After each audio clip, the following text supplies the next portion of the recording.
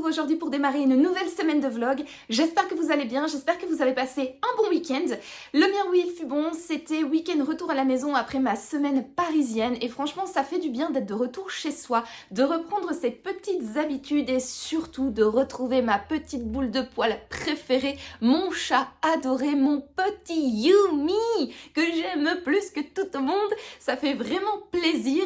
Je vous ai expliqué toutes mes pérégrinations parisiennes et mes pérégrinations livresques dans le précédent vlog. Donc si vous ne l'avez pas encore vu, je vous invite bien évidemment à aller le voir. Je vous le mettrai comme d'habitude dans le petit juste ici, donc n'hésitez pas parce que j'ai clôturé ce vlog sur la révélation, le nom, le titre de ma lecture en cours qui n'est autre que Relique de Preston et Child, qui est le premier tome qui met en scène l'inspecteur Pendergast de son prénom Aloysius. Voilà, qui est un inspecteur du FBI assez spécial, qu'on retrouve ici donc pour sa toute première enquête.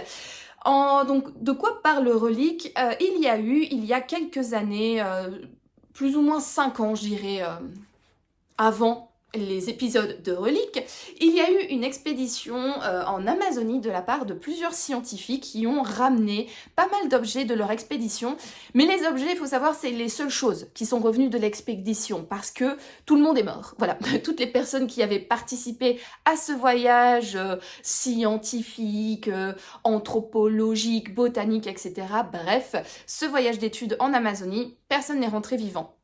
Par contre, des caisses avaient été envoyées au Muséum d'Histoire Naturelle de New York, musée qui prépare actuellement une exposition sur les superstitions et quelques objets qui étaient dans les boîtes qui ont été envoyées depuis cette fameuse expédition en Amazonie vont être présentés dans cette fameuse exposition, la grosse exposition du musée, l'exposition tendance du moment, bref, The Expo à voir, absolument, qui va ouvrir ses portes dans quelques jours.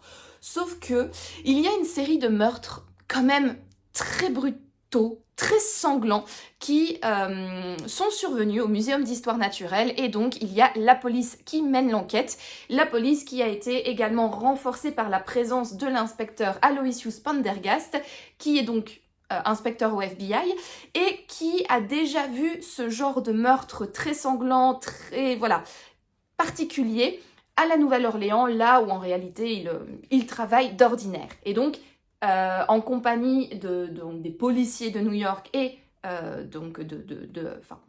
Pendergast, accompagné de ses policiers, va enquêter sur ces meurtres sanglants, parce que il faut absolument que l'exposition ouvre en temps et en heure, parce que voilà, c'est un énorme budget, c'est une exposition qui fait tout un tollé médiatique, etc.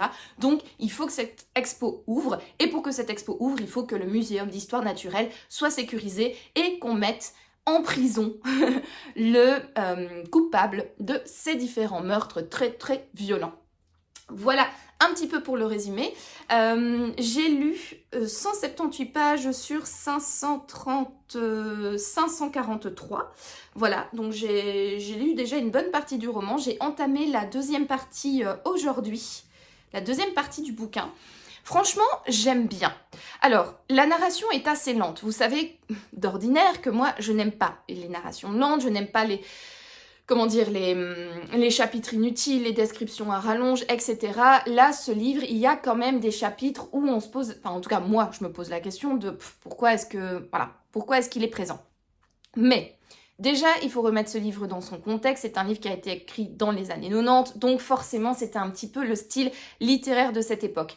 Et en plus de cela, je suis en vacances, je suis à la maison, je n'ai rien d'autre à faire de mes journées à part lire, et donc bizarrement, pour une fois, ça me dérange pas trop parce que je trouve que la plume est hyper agréable, elle est hyper fluide. Alors, il y a quand même pas mal de chapitres.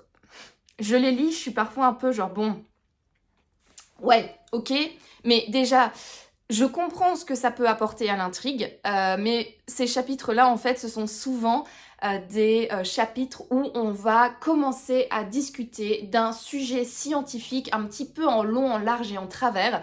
Par exemple, là, j'ai clôturé il n'y a pas longtemps un chapitre d'analyse d'ADN. Et donc, il va nous sortir... attendez, il faut que je le retrouve. Il est où? Voilà. On a donc le chapitre ici, voilà, avec toute l'analyse de la séquence ADN, machin, échantillon LA33, résumé de l'échantillon. On va avoir tous des petites tables comme ça, patati patata. Et tout le chapitre, en fait, c'est un spécialiste de l'ADN qui a reçu l'échantillon prélevé sur la scène de crime, qui va l'analyser. Et donc pendant tout le chapitre, on va avoir un petit peu cette explication d'analyse ADN avec explication des résultats, extrapolation des différentes théories, thèses, antithèses, synthèses et tutti quanti du vocabulaire scientifique. Et oui, alors je peux comprendre l'intérêt de ce chapitre dans ce roman, étant donné qu'on est dans un muséum d'histoire naturelle avec les personnages principaux, en plus donc d'Aloysius Pendergast, des policiers. On est également avec du personnel qui font des doctorats, des recherches, etc. dans le muséum d'histoire naturelle. Donc je comprends, parce qu'on sent qu'on tourne autour d'un sujet très anthropologique et également autour de l'ADN et surtout de la modification de l'ADN ou de l'évolution de l'ADN ou en tout cas de la génétique, bref, un petit peu à la Jurassic Park quoi. Et donc, ok, je comprends le pourquoi de ces chapitres dedans, c'est pas du tout hors sujet, c'est ok, mais le truc c'est que parfois je suis en train de lire, moi je suis historienne de l'art, je suis pas du tout scientifique, je m'y connais pas du tout dans ce domaine, et donc parfois je lis des trucs et je suis là, ok, bah, si tu le dis, ok, très bien. Je lis une phrase, il y a 5 mots que je ne comprends pas, mais je suis là, ok, whatever, ok, allez, voilà. Je me laisse vraiment porter par ces chapitres.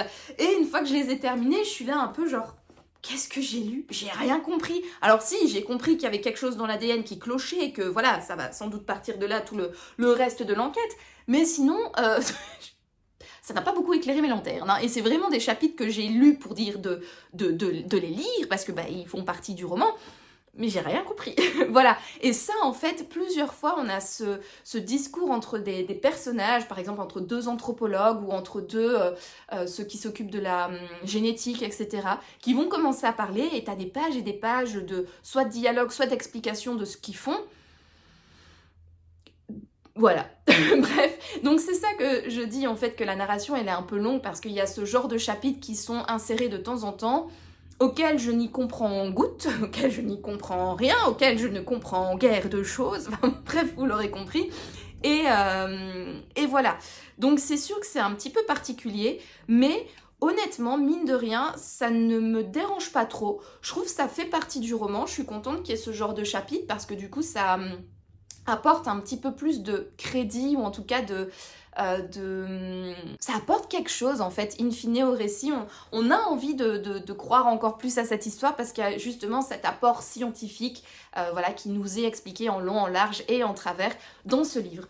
Donc franchement pour l'instant, un livre que je pense si j'avais sorti pendant une semaine de travail traditionnel, j'aurais peut-être été un petit peu plus critique, mais là, étant donné que je suis en vacances, que j'ai le temps, que je peux me faire de longues sessions lecture sur mes journées, franchement, ça ne me dérange pas, j'aime bien. Ma curiosité est vraiment titillée. J'aime bien l'atmosphère du roman, on sent donc il y a un mystère qui est quand même relativement épais. Les personnages, eux, ils sont complètement largués, mais nous, en tant que lecteurs, un petit peu plus peut-être, voilà, on est avec des scientifiques, mais nous les lecteurs, on est au-dessus des scientifiques d'un point de vue logique, réflexion et déduction, n'est-ce pas je sens en fait que ça va prendre une tournure un petit peu surnaturelle, un petit peu hors de la réalité, un peu comme Jurassic Park en fait. D'ailleurs, je l'ai déjà évoqué dans le dernier vlog, mais c'est ce qui est noté derrière, quoi. Jurassic Park en plein Manhattan, voilà. Et on sent en fait vraiment que ça va prendre cette tournure un petit peu comme dans Jurassic Park, on sent qu'il y a quelque chose de pas normal, on sent qu'il va y avoir un truc un peu surnaturel, mais on sait pas encore quoi. Et ça, je trouve que c'est intriguant, c'est intéressant, j'aime bien l'atmosphère, j'aime bien quand même cette lenteur du récit qui met petit à petit, en fait, qui alourdit petit à petit le suspense, qui rajoute un petit peu des petites pièces comme ça où nous, en tant que lecteurs, on est là, mais allez, on avance, on veut savoir, mais les deux auteurs nous disent, non, tu vas encore patienter avant de connaître, voilà. Patience, petit être humain. Voilà, c'est un petit peu ce genre d'atmosphère et franchement, j'aime beaucoup, j'aime vraiment bien, je me régale. Comme je l'ai dit, je trouve que c'est bien écrit. J'aime les personnages principaux que l'on suit, donc il y a les policiers, mais il y a également le personnel du musée, notamment Margot qui est une doctorante auprès du docteur Frock, voilà, qui est un éminent scientifique du musée, et c'est elle qu'on suit principalement avec deux de ses collègues, Moriarty et Smith-Back, si je ne dis pas de bêtises. Oui, c'est bien ça, Smith-Back. Voilà, ce personnage. Donc ils sont soit des personnes qui travaillent au musée, soit des doctorants attachés à voilà, des personnes qui sont en place dans le musée, enfin bref, du personnel muséal et les policiers, donc on suit ces deux teams en parallèle, et franchement j'aime bien. Comme je disais, oui, les personnages, c'était là où je voulais en venir, les personnages, je les trouve un petit peu parfois un poil caricaturaux, enfin... Je me dis, ça doit être un petit peu le type de personnage typique des livres qui ont été écrits dans les années 90, où quand même, voilà, on suit un personnage féminin, c'est chouette, parce que voilà, c'est chouette d'avoir un personnage féminin fort qui réfléchit et qui n'est juste pas là pour faire beau, mais il y a quand même cette espèce de dynamique de groupe avec ces deux autres personnages masculins qui gravitent autour de Margot, qui est très typique, je trouve, des années 90, et je trouve aussi qu'ils sont un peu, comment dire, c'est pas question qu'ils m'énervent, c'est pas question, voilà, enfin... Je les trouve intéressants à suivre, mais parfois je me dis... Vous êtes un peu con en fait sur les bords, non? Ou quoi? Enfin, je sais pas, ils ont des réactions un petit peu lentes, un petit peu molles, où moi j'ai juste envie de leur dire mais enfin, mais réfléchis, mais tu ne vois donc pas l'évidence qui est sous tes yeux, mais tu es une scientifique, mais enfin! Enfin, voilà, il y a ce côté en fait un petit peu tête à claque entre guillemets, qui fait partie forcément de l'histoire, parce que il faut que l'histoire elle dure les 546 pages, c'est ça? Enfin bref, je ne sais plus, mais bon, il faut qu'elle dure tout le livre, donc forcément ils peuvent pas trop aller vite en besogne, etc. pour laisser le suspense traîner, mais c'est vrai que parfois je me dis, ah vous êtes un petit peu chiant et vous êtes un petit peu teuteux sur les bords, un petit peu lent, on va dire ça comme ça, et voilà. Il y a juste un peu cet aspect qui me titille, qui me... quand je lis le livre, mais... Hormis ça, si on enlève ça, je passe vraiment un super bon moment lecture avec Reliques de Preston and Child, et j'ai hâte de le continuer, j'ai hâte de connaître si mes théories, si ce que je pense dans ma petite tête est vraiment ça, enfin voilà, j'ai hâte de voir comment va évoluer l'intrigue, et donc du coup écoutez, moi je vais vous laisser du coup pour aller lire, et vous connaîtrez mon avis intermédiaire, voire peut-être mon avis final, on verra dans le courant de la semaine. Je vous dis donc à plus tard.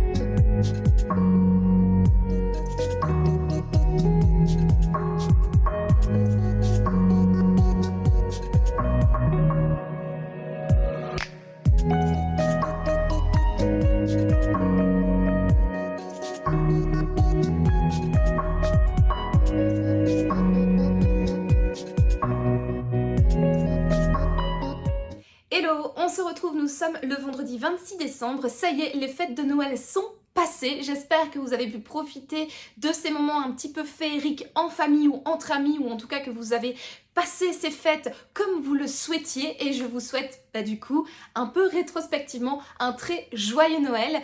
Alors je pense également à toutes les personnes pour qui ces fêtes de fin d'année ne sont pas nécessairement synonyme de joie, de bonheur, etc. Déjà, je pense aux personnes qui ne fêtent pas Noël, que ce soit par conviction personnelle ou par conviction religieuse. Donc voilà, je pense également à vous. Et j'ai également une petite pensée pour les personnes pour qui ces fêtes de Noël, ce n'est pas toujours synonyme de joie et de bonheur. Les personnes qui affrontent des problèmes personnels, les personnes qui affrontent des problèmes familiaux, voilà, et toutes sortes d'autres choses pour qui peut-être la pression des fêtes de fin d'année n'est pas nécessairement très agréable. Voilà, je pense également à toutes ces personnes un petit peu plus dans la difficulté. C'est vrai que moi, Noël, c'est l'une de mes fêtes préférées, c'est ma fête préférée après mon anniversaire, parce que là, il y a que moi ce jour-là, voilà, qui fête ce jour si particulier qui est celui de ma naissance. Mais c'est vrai que pour moi, les fêtes de Noël ont toujours été synonymes de joie et de bonheur.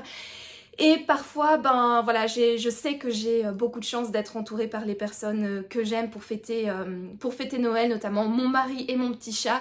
Et j'ai aussi une immense chance de pouvoir gâter mes proches comme j'en ai envie et de pouvoir être gâtée en retour. Donc voilà, donc je pense également à toutes les personnes pour qui ces périodes de fin d'année, ces fêtes de fin d'année, que ce soit Noël ou Nouvel An, sont un petit peu plus compliquées. Donc voilà, voilà, j'avais juste envie de faire aussi ce petit message parce que c'est vrai que parfois on oublie dans l'euphorie du moment que bah, ce n'est pas euphorique pour tout le monde, ce genre de fête de fin d'année. Voilà, petite parenthèse fermée. Revenons maintenant à un sujet beaucoup plus intéressant et qui intéresse beaucoup plus de monde, c'est la littérature. Et j'ai terminé hier, juste avant Right on Time pour le deuxième réveillon de Noël, j'ai terminé donc Reliques de Preston and Child, qui est le premier tome qui met en scène l'inspecteur Aloysius Pendergast. Alors, j'ai quand même pas mal de choses à dire sur ce roman.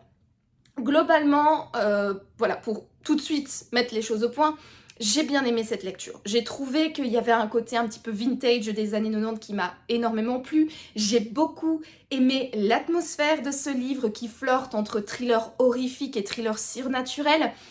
Et j'ai bien aimé également l'écriture.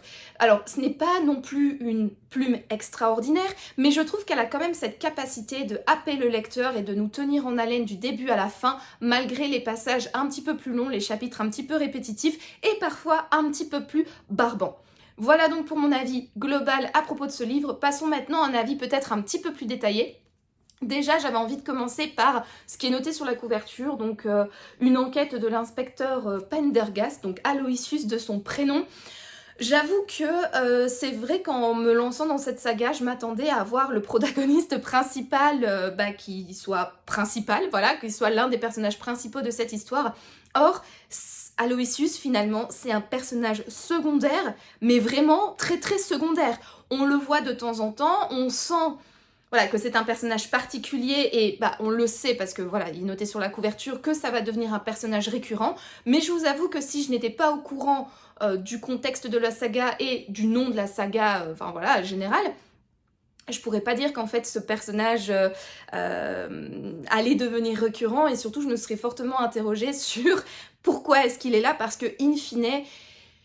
Il apporte pas grand chose au récit. On va dire qu'au niveau des personnages, il y a Margot, cette étudiante extrêmement brillante qui fait son doctorat au Muséum d'Histoire Naturelle de New York. Elle apporte véritablement sa pierre à l'édifice. C'est un personnage féminin fort qui n'est pas là juste pour être le personnage féminin du roman, être là pour être belle et contenter les personnages masculins. Non, c'est vraiment un personnage fort et c'est notamment grâce à elle que toute la compréhension du mystère qui se passe autour du musée va être résolue.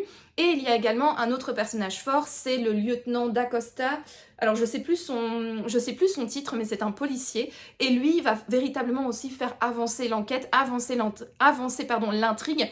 Et il va avoir un rôle un petit peu déterminant dans l'issue de l'histoire. Pendergast aussi, c'est lui qui va quand même mettre un sacré point final à l'histoire, mais... Je trouve que pour un personnage qui est censé être récurrent, c'est vrai que je m'interroge sur sa présence dans ce roman. Il n'est pas vraiment là. Je pense qu'il apparaît après 20% du bouquin, quelque chose comme ça, et c'est assez anecdotique ces apparitions dans le livre. Après, on sent que ça va devenir un personnage principal dans le sens où il y a quand même un mystère qui auréole ce personnage. Il est assez énigmatique, il est assez... On sent qu'il va avoir un caractère différent des autres. On sent que ça va être un personnage assez excentrique. Et donc, on sent qu'on va être amené à le suivre et que, sans doute, on va le découvrir au fur et à mesure des tomes. Mais c'est vrai que pour un premier tome de saga, j'aurais quand même aimé en apprendre un petit peu plus sur ce personnage principal qu'on est censé suivre pendant des tomes et des tomes parce qu'à l'heure où je vous parle, je pense qu'il y a plus d'une dizaine de tomes de la saga Aloysius Pendergast. Je vous mettrai le chiffre exact ici, comme d'habitude. Mais donc c'est clair que si tu as envie de te lancer dans cette saga qui est longue, suffisamment, certainement, je ne sais plus ce que je voulais dire, mais qui est assez longue, voilà, c'est quand même un petit peu étrange d'avoir ce personnage qui est si peu présent dans le premier volume. Bref, ça se conclut sur... Donc il est agent du FBI à la Nouvelle-Orléans, ici l'histoire se passe à New York, et à la fin on comprend qu'il va venir travailler à New York également, donc voilà. on se doute qu'on va continuer d'être avec lui. Et avec les autres personnages, notamment D'Acosta, j'espère vraiment le retrouver dans les prochains tomes, parce que j'ai beaucoup accroché avec ce policier.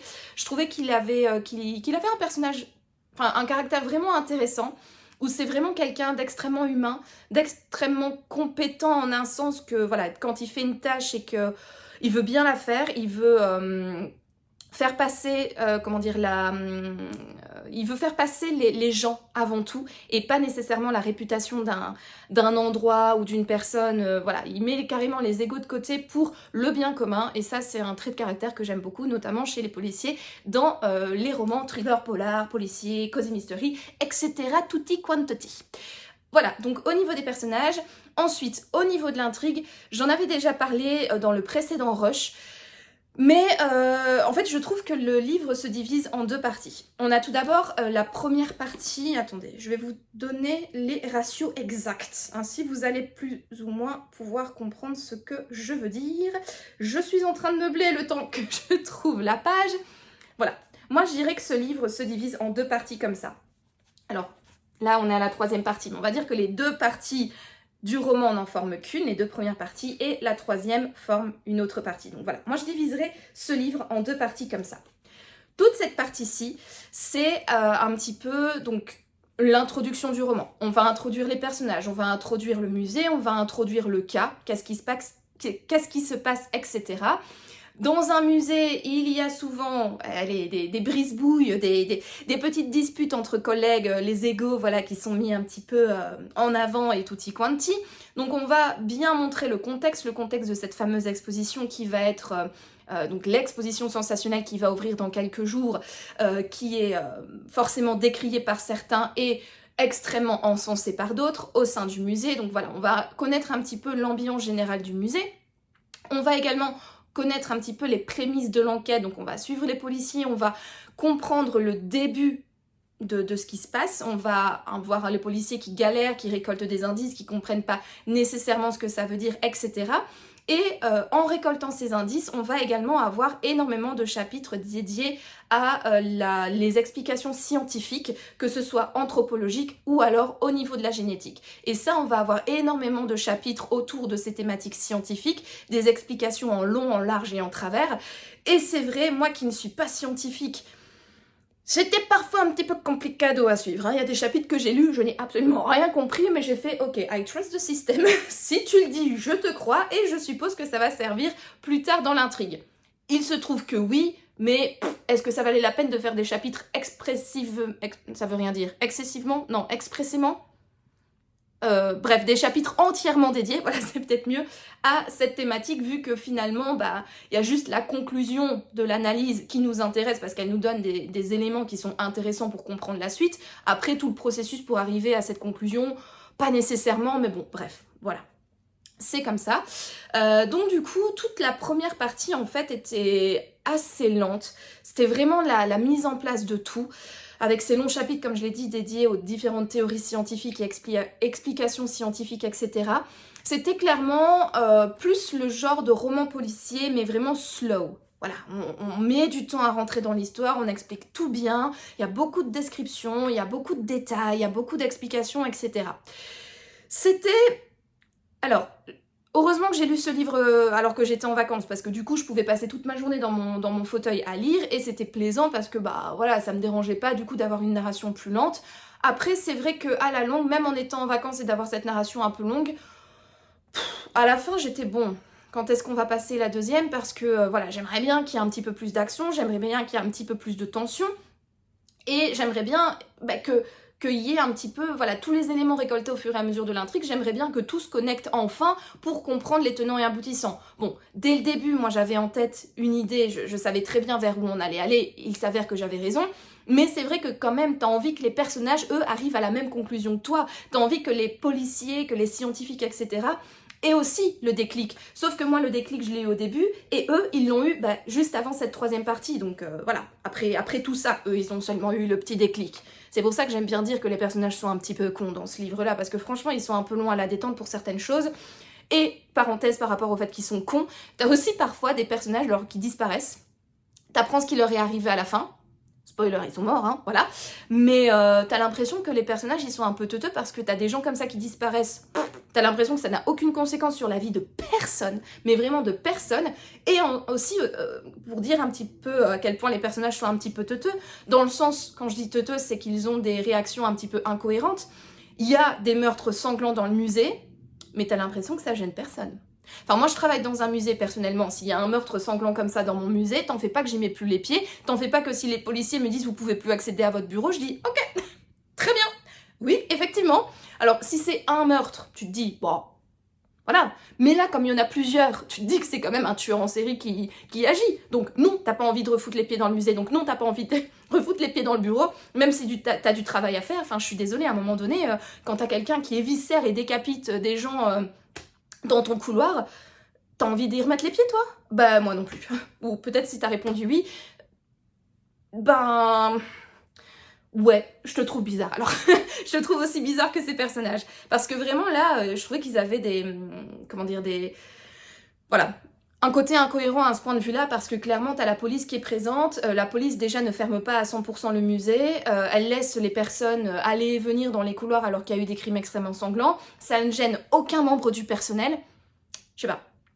Moi, je trouve ça extrêmement bizarre et un peu incohérent. Mais bon, bref, parenthèse fermée sur les incohérences au niveau du scénario et au niveau des personnages. Revenons au fait que je disais, bah voilà, moi j'avais une théorie qui était dans ma tête depuis le début et j'étais enfin contente que les personnages arrivent un petit peu à la même conclusion que moi ici à la fin de cette première partie du coup, où enfin ils ont additionné A plus B plus C plus D plus E plus F et fait oh, c'est ça. Et toi, t'es là et ah, enfin ils ont compris, enfin ils y sont, enfin c'est bon, ça va pouvoir avancer. Parce que maintenant qu'ils savent à qui ils ont affaire, ben ils vont pouvoir agir en conséquence. Et donc l'intrigue va un petit peu plus, devenir un petit peu plus nerveuse, devenir un petit peu plus en tension et peut-être accélérer. Et c'est exactement ça qui se passe du coup dans la deuxième partie. Quoique, on va le voir dans la suite de mon avis. Mais en tout cas, une fois arrivé là, donc à la page environ... Enfin, pas environ, à la page 345 sur 543, donc plus ou moins 200 pages avant la fin du roman, là, on entre véritablement dans un autre type de narration, j'ai envie de dire. Là, on va plus être dans du thriller surnaturel / horrifique. J'ai vraiment eu l'impression, tout du long du roman, mais surtout dans cette deuxième partie, d'être dans un mélange de Jurassic Park et d'Alien. Je trouvais que l'atmosphère était du coup extrêmement intéressante, le style beaucoup plus nerveux, le rythme également, et il y avait réellement des avancées au niveau de l'histoire, et des avancées conséquentes dans l'histoire. Donc ça, c'était top. Là, on était vraiment sur un autre rythme qui m'a vraiment plu. Cependant, cette deuxième partie était quand même, in fine, relativement longue, et surtout répétitive. Donc dans cette deuxième partie, on sait finalement à qui on a affaire, pourquoi est-ce qu'il se passe tout ça, quelle est la personne qui tue tous ces gens, quoi, et comment est-ce qu'elle fonctionne, etc. Et en fait, dans cette deuxième partie, ça va être un petit peu une chasse aux monstres, hein, clairement, une chasse à l'homme, où on va poursuivre dans le musée... Est-ce que c'est un spoil de le dire ou pas? Parce qu'il est quand même noté sur la 4e de couverture Jurassic Park en plein Manhattan, et je pense que de toute manière je vous l'ai dit dans le précédent rush, mais en fait ce n'est pas un homme qui tue, c'est une créature en fait, voilà, c'est un animal, voilà, c'est une créature. Donc voilà, moi, je trouve pas personnellement que c'est un spoil. Après, je sais très bien qu'on n'a pas tous la même sensibilité à ce genre d'informations divulguées, que ce soit sur Instagram ou sur YouTube. Je m'excuse pour les personnes qui considèrent cela comme un spoil, mais je trouve que c'est une information qu'on détecte dès le début du roman. Et vu la 4e de couverture et vu ce qui est noté dessus, tu te doutes bien que, voilà, on va être en face d'une créature sanglante. Donc voilà, c'est posé, c'est fait. Et donc du coup, dans cette deuxième partie, ça va être véritablement une chasse à l'homme et une chasse à la créature, quoi. Où on va essayer de la stopper, de l'arrêter. C'est un rythme assez haletant, mais le problème, c'est qu'il y a énormément de courses-poursuites qui se ressemblent. Et du coup, à la longue, ça devient extrêmement lassant. Et surtout un petit peu... ça perd un petit peu en crédibilité, quoi, parce que pendant 200 pages, ils vont chasser la bête, et en fait, t'as à chaque fois le même style qui revient, donc tu vas suivre plein de personnages différents, qui vont se retrouver dans plein d'endroits du musée différents. Alors, il faut savoir que le musée a été, en un sens, sécurisé, donc on est un petit peu dans un huis clos, on ne peut plus sortir d'une certaine partie du musée, parce qu'il y a eu des portes de sécurité qui ont été fermées.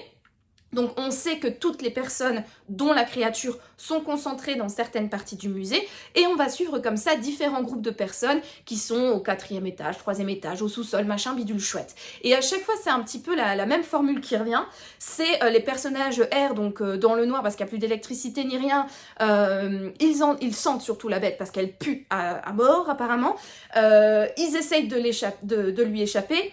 Selon les personnages avec qui tu es, il y en a qui vont réussir in extremis, bien évidemment, à échapper à la bête, et selon les autres personnages avec qui tu es, eh ben ceux-ci, ils vont mourir. Et en fait, tu sais très bien d'avance ce qui va arriver, tu sais très bien que ce groupe-là, eux, ils vont crever, tu sais très bien que ce groupe-là, eux, bah, ils vont être sauvés, tu sais très bien que lui, bah, il va se faire crever, tu sais très bien que lui, bah aussi, il va se faire comme ça, et voilà, et du coup, il y a cette espèce de course-poursuite donc entre les différents personnages qui intervient. Tu sais d'avance ce qui va leur arriver. Et surtout aussi, ce qui est un petit peu chiant, c'est que t'as l'impression que la bête, elle est un petit peu partout. Alors tu te poses la question, est-ce qu'il y a une bête? Est-ce qu'il y en a deux? Est-ce qu'il y en a 3, 4, 5, voire plus? Parce que tout se passe tellement en même temps, t'as l'impression que la bête, au chapitre d'avant, elle était au -2, puis à celui d'après, elle est au +4, puis après, elle est au 0, puis après, elle est au +2. Enfin voilà, il y a vraiment... comme ça, toute une espèce de tension qui est mise en place pour cette fameuse course-poursuite, pour savoir qui va vivre, qui va mourir, et que va-t-il advenir de cette bête, qui est beaucoup trop tirée en longueur, et qui en devient, comme je l'ai dit, lassant, et un petit peu, ça perd de crédibilité, in fine, voilà, sur la longueur.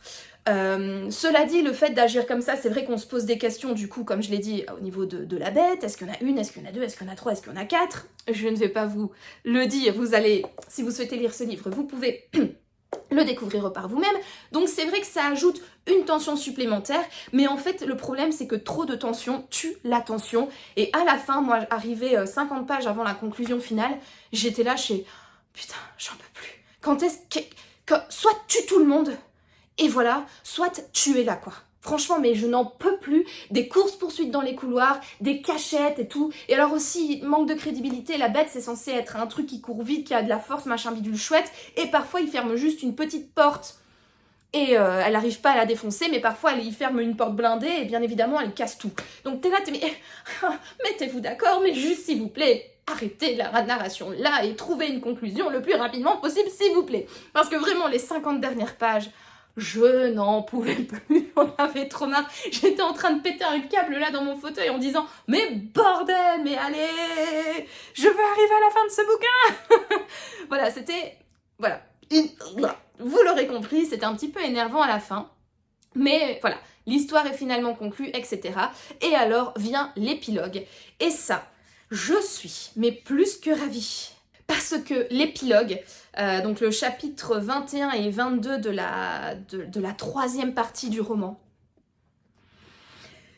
pour le coup, ça valait la peine de serrer les dents et de lire ces 50 dernières pages qui m'ont un petit peu saoulée, parce que les 2 derniers chapitres, et surtout le dernier chapitre, pépitas, j'ai adoré cette conclusion. Franchement, une fois que j'étais arrivée, que j'ai vu que c'était le dernier chapitre, j'étais « ouais, enfin, j'ai bientôt terminé ce livre et je vais pouvoir passer à autre chose. » Mais alors, quand j'ai lu ce dernier chapitre, mais j'étais dans le bouquin à 3000%. J'étais dedans. J'ai trouvé ce chapitre exceptionnel et j'ai trouvé que ce dernier chapitre, que moi j'appelle l'épilogue, mais c'est pas... Voilà, vous l'aurez compris, c'est pas un épilogue, c'est le dernier chapitre de la 3e partie. Il est incroyable. Et vraiment, il met un point final à ce bouquin. T'as limite envie d'oublier toute la galère que tu as eue pour arriver à ce dernier chapitre. Tellement il est ingénieux, il est bien pensé. C'est un espèce de cliffhanger de ouf. Du coup, une fois que le bouquin, je l'avais vraiment terminé, j'ai tout de suite pris mon téléphone pour regarder quel était le 2e tome et j'ai appris que le 2e tome, c'était la suite directe. En fait, l'histoire de Relique, c'est un diptyque. Il y a la suite directe. La suite de cette histoire, dont le tome 2, du coup, une enquête de l'inspecteur Pendergast, il va avoir la suite parce que vraiment, j'étais dégoûtée, pour vous dire, j'étais dégoûtée de ne pas avoir ce deuxième tome dans ma palle, sinon je l'aurais tout de suite sorti et je l'aurais tout de suite commencé. Vraiment, une fin de roman comme j'aime bien, ça faisait longtemps que je n'avais plus lu un thriller policier polar avec une fin comme ça qui est vraiment une conclusion hyper satisfaisante, hyper intéressante, voire même qui te hype et tu es là, t'es genre mais non, ça pouvait pas finir mieux que ça quoi, c'est vraiment trop bien. Le dernier livre en date, en tout cas celui qui me vient en tête comme ça, c'est La détresse des roses de Jacques Jacoli. L'épilogue de ce livre-là m'avait mis dans le même état que ici avec Relique. J'avais trouvé que dans La détresse des roses, l'épilogue était parfait, il concluait à merveille le roman et surtout le dernier paragraphe, il était incroyable. Et ben là c'est la même chose, vraiment une fin de roman. Pour moi, elle a vraiment gommé en partie toute la difficulté que j'avais eue dans la première partie et la longueur de la deuxième partie avec tous ces trucs hyper répétitifs et lassants, parce que vraiment je l'ai trouvé incroyable. Et du coup, ce que j'ai fait une fois que j'ai eu terminé ce livre-là, j'ai directement commandé la suite. Voilà, je suis allée sur internet, j'ai commandé le tome 2 et le tome 3. Je vais le recevoir la semaine prochaine normalement. Et franchement, le tome 2 va pas rester très longtemps dans ma palle. J'espère juste que la narration sera du coup différente parce que je n'ai pas envie de me retrouver dans une narration extrêmement lente, tirée en longueur, etc. Je me dis ici, c'est un premier tome, un premier roman à 4 mains. Peut-être qu'ils avaient besoin de trouver un petit peu leur dynamique, voilà, pour écrire un livre. Et j'espère que du coup, cette longueur de narration, c'est juste un défaut du premier roman, que ça va se gommer au fur et à mesure des tomes. Mais vraiment, j'ai trop envie de sortir le tome 2. Vraiment, la fin de ce roman, impeccable, parfaite, incroyable. Vraiment, si je devais juste noter ce livre sur cette fin, je lui mettrais 19, clairement, parce que, waouh, incroyable. Après, je sais plus exactement quelle note je lui ai donnée sur Livre Addict, peut-être 15 ou 16, parce que j'ai quand même trouvé que c'était un roman c'était une bonne lecture, il a des défauts, mais je trouve que ça va encore, c'est pas des défauts encore trop dérangeants en un sens. Nous avons été coupés, je n'ai plus de mémoire sur mon iPhone, j'ai donc dû faire vite fait fissa de la place pour continuer mon petit blabla sur Relique de Preston and Child. Donc je crois que j'avais terminé avant d'être coupée, je vous parlais de l'année d'écriture, de la période d'écriture, de la décennie d'écriture de ce livre-là. Je vois qu'ici il a été édité pour la première fois en 1995, donc en anglais, et en 96 pour la traduction française. Donc c'est quand même un livre qui a été écrit donc dans les années 90.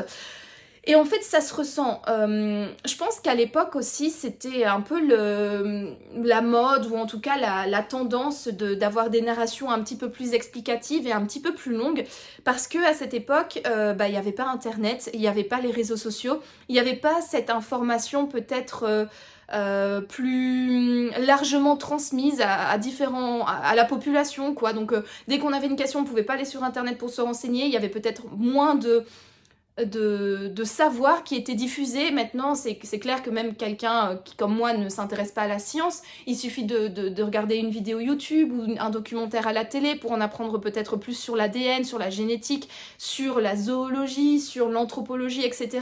Les informations et les savoirs sont beaucoup plus diffusés maintenant qu'elles n'étaient à l'époque. Dans les années 90, c'était encore les balbutiements d'internet, etc. Donc je me dis, c'est peut-être aussi pour ça qu'il y avait des longs chapitres dédiés à l'anthropologie, à la génétique, etc. Parce que peut-être que les gens étaient moins informés, donc il fallait donner ces informations d'une certaine manière pour que le lecteur ne se sente pas largué s'il n'était pas scientifique, et que aussi il fallait donner ces informations parce qu'il n'y avait pas la possibilité non plus au lecteur de, s'il ne comprend pas quelque chose, poser le livre, prendre son smartphone et d'aller vérifier sur Google ou d'avoir les explications sur Google, etc. Donc je pense aussi que c'est un livre à remettre dans son contexte à l'époque. Tout ce qui était aussi étude de la génétique, de l'ADN, etc. dans les années 90, ça en était aussi assez balbutiement. Enfin, en tout cas, il y a eu plein d'avancées qui ont été faites à ce niveau-là depuis. Et donc du coup, voilà, c'est pour ça que je dis qu'il a des défauts, mais qu'en un sens, je trouve que c'est pas si dérangeant que ça, parce que ça reste des défauts, je pense, liés à une époque.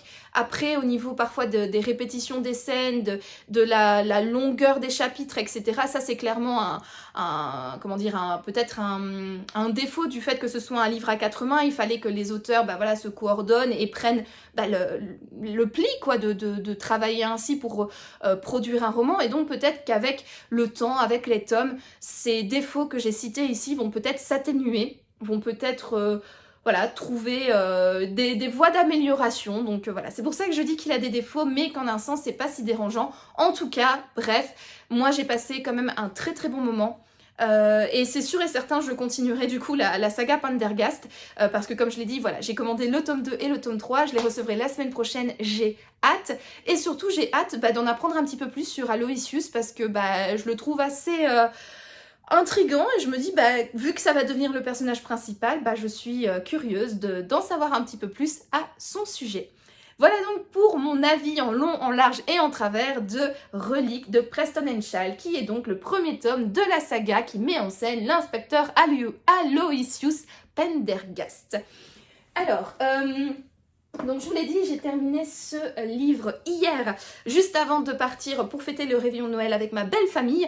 Et j'ai reçu pour les fêtes quelques petits bouquins de la part de mon mari, de la part d'une de mes belles-sœurs et de mon beau-père.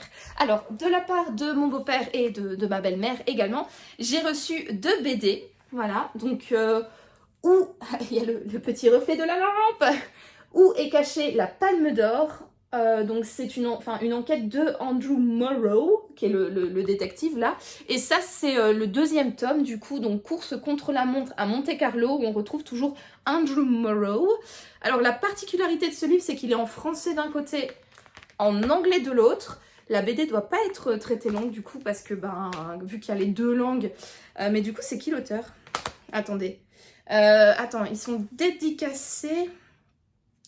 Nat Bissey, voilà. Mais il n'y a pas la mention d'auteur, c'est trop bizarre. J'ai l'impression que c'est un livre qui est auto-édité, donc du coup par Nat Bissey. Ouais, mais son nom ne se retrouve pas sur les couvertures. Alors, je sais pas trop dans quel contexte mon beau-père a trouvé ces BD. Je pense qu'il a, comme l'année passée, il a entendu une émission à son sujet, et leur sujet, et il a pensé à moi, du coup, il me les a offerts pour Noël. L'année passée, il avait fait un peu la même chose avec Un putain de salopard, qui est cette saga dont je vous ai beaucoup parlé en début d'année sur cette chaîne. Je vous mettrai les vidéos dédiées à Putain de salopard ici. C'est une saga en fait de 4 BD, et il avait entendu une émission radio à propos de cette saga, une émission qui vantait un petit peu voilà, qui parlait en bien de cette saga de BD. Et donc du coup il avait pensé à moi, il m'avait offert le 1er tome, et effectivement j'avais adoré la saga, j'ai lu les 4 tomes et j'ai beaucoup aimé. Et donc je pense qu'ici c'est pareil, il a sans doute entendu parler quelque part de ces BD, et donc d'après ce que j'ai compris, il a contacté l'autrice, et donc c'est pourquoi les 2 BD sont dédicacés. Voilà, et ce serait elle qui lui aurait directement envoyé du coup pour mon petit cadeau de Noël. Voilà, alors je sais pas du coup de quoi ça parle, parce que comme je vous l'ai dit, le verso c'est la même couverture mais en anglais. La seule chose, c'est que je me pose des questions par rapport quand même au dessin. J'ai quand même vachement l'impression que c'est fait par une IA. C'est un peu bizarre, je vous montre. Voilà, c'est comme ça à l'intérieur, donc avec comment on appelle, du comics sans MS au niveau de l'écriture. Donc déjà ça c'est assez cocasse. Et puis je sais pas, au niveau de la BD, ouais, ça a l'air d'être vachement des images quand même tirées par une IA quoi. Ouais, c'est un peu bizarre. Je sais pas du tout à quoi m'attendre. C'est des enquêtes, on suit un détective, donc ça va être voilà, une enquête, ça va être un petit peu policier, voilà, je sais pas trop. J'ai hâte de les lire. Elles sont pas longues comme je l'ai dit. Attendez, ici par exemple, celui-là, elle fait 23 pages. Donc voilà, je pense que ça va être assez vite lu. Et voilà, j'aimais bien celui-là parce que c'était un peu style Van Gogh. Mais ouais, je sais pas, j'ai quand même fortement l'impression que les images ont été réalisées par IA, quoi. Donc je vais peut-être me renseigner un petit peu plus sur le contexte de cette BD. Savoir pourquoi est-ce qu'elle a été réalisée, Ouais, je sais pas, mais bon, voilà. Bref, donc 2 BD que j'ai reçus à Noël de la part de mon beau-père. Ensuite, on avait fait un Secret Santa entre les frères et les belles-sœurs de mon mari. Et donc j'avais été piochée par l'une de mes belles-sœurs. Et dans la liste que j'avais envoyée avec mes souhaits de cadeaux, il y avait bien évidemment des livres. Et elle a choisi de me prendre le 2e tome de la saga Le Manoir de Castle Cats, le tome 2, donc Les larmes de Cernunnos, c'est ça? Cernunnos, ouais, exactement, de Cernunnos, et l'auteur c'est Alain T. Puységur. Donc en fait, Le Manoir de Castle Cats, je l'avais lu l'année dernière. J'essaierai de vous retrouver la vidéo, et je vous la mettrai juste ici dans le petit i, parce que j'avais croisé en fait le chemin de Alain T. Puységur lors de mon premier festival Étrange Grande, donc en 2024. Il avait gagné le prix du roman jeunesse. Enfin, je sais plus dans quel contexte quel était le prix qu'il avait gagné, etc. Je vous mettrai l'information juste ici. Mais bref, le fait est qu'il avait gagné un prix, et lors de son discours, lors de la soirée d'inauguration, il avait dit qu'il continuerait à écrire des histoires de chats qui font la magie. Et là, il a dit des petits mots qui ont bien sonné au creux de mon oreille, où je me suis dit vous demain, monsieur, je vais venir vous voir et on discutera plus avant de ces fameux chats qui font de la magie. Et donc j'avais été le voir et il m'avait parlé un petit peu donc du manoir de Castle Cats, qui est une saga qui sera constituée de 4 tomes, où l'on suit des chats dans un manoir qui font de la magie. En fait, on va suivre Kovan, qui est un chat qui a une particularité, il a des écailles sur lui et il n'a pas de griffes. Et donc, il va aller au manoir de Castle Cats parce qu'il rêve de devenir Mago Cats, voilà, donc magicien dans le monde des chats.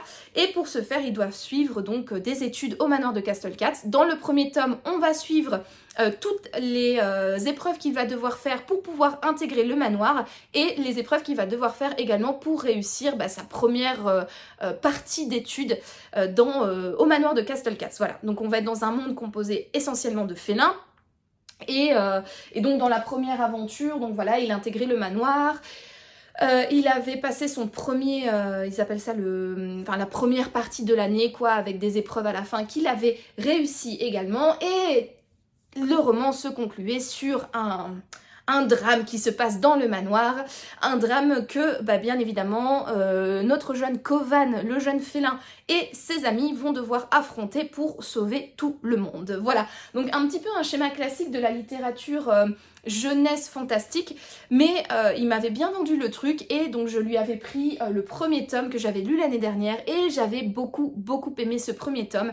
C'est un roman jeunesse, c'est un roman tout doux, tout mignon, on suit des félins, donc forcément c'est tout doux, tout mignon. Il y a cette espèce de construction narrative typique, comme je l'ai dit, de la fantaisie, notamment de la fantaisie jeunesse. Donc on va suivre quelqu'un qui va intégrer une école. Grâce à lui, on va apprendre un petit peu plus sur le monde, on va un petit peu plus apprendre sur la façon de fonctionner dans l'école, etc. Donc c'est un petit peu un roman initiatique.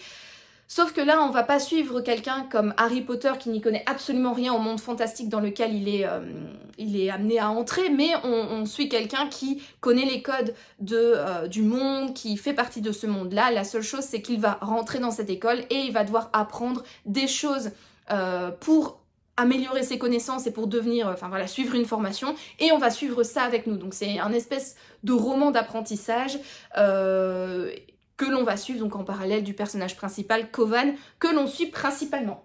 Voilà, alors je sais pas si j'ai été bien claire dans mon explication, mais c'est vrai que ça remonte quand même à plus d'1 an, la lecture du premier tome.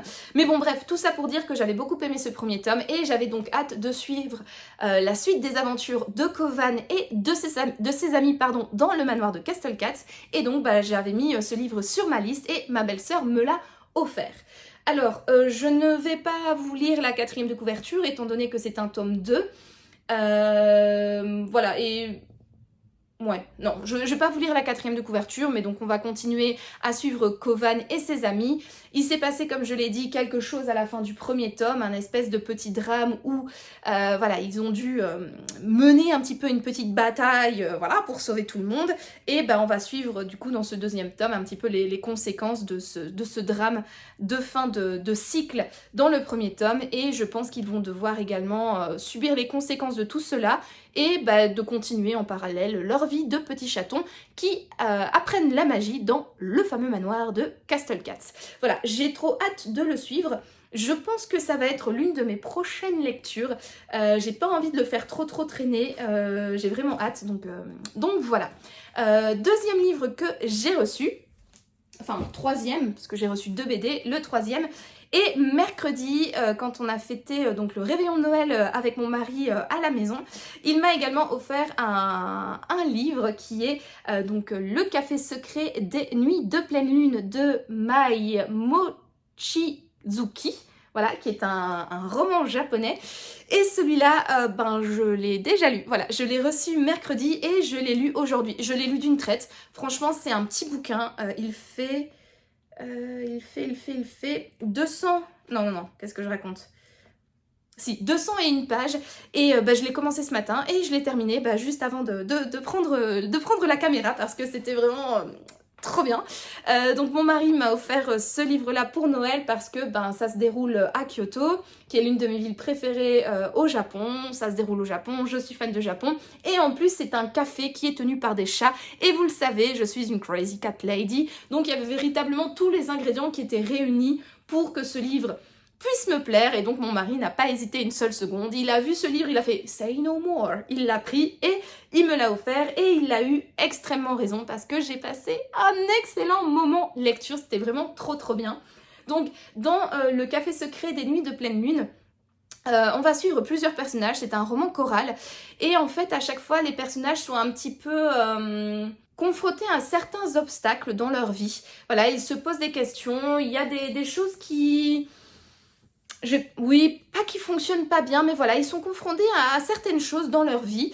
Et pendant une soirée de pleine lune, de façon totalement magique, il y a un café qui va apparaître, qui va du coup les accueillir. Ils vont être attirés par ce café, ils vont s'y asseoir et ils vont être reçus par des chats qui vont leur donner à boire et à manger, des mets extrêmement spéciaux avec des ingrédients, voilà...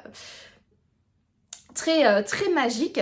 Et ces chats ont la particularité également de pouvoir analyser leur thème astral. Voilà, ils font de l'astrologie et grâce au thème astral, ils vont pouvoir donner des solutions à ces personnes pour affronter les obstacles qui les ont un petit peu détournés du bonheur ou qui sont un peu en train de...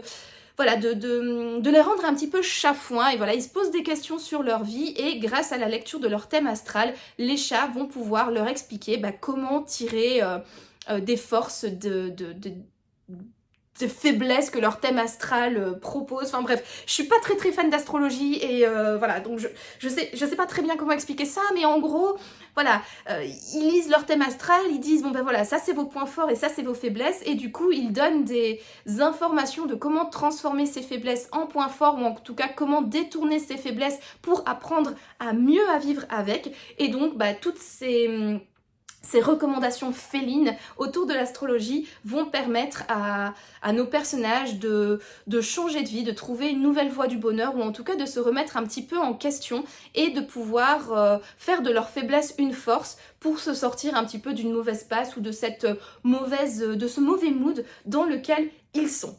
Voilà un petit peu pour le résumé. Alors c'est un roman que je trouve vraiment tout doux, tout mignon. Moi j'aime bien ce genre de roman feel good qui est un excellent roman de transition entre deux thrillers un petit peu plus sanglants ou deux lectures qui sont un petit peu plus exigeantes.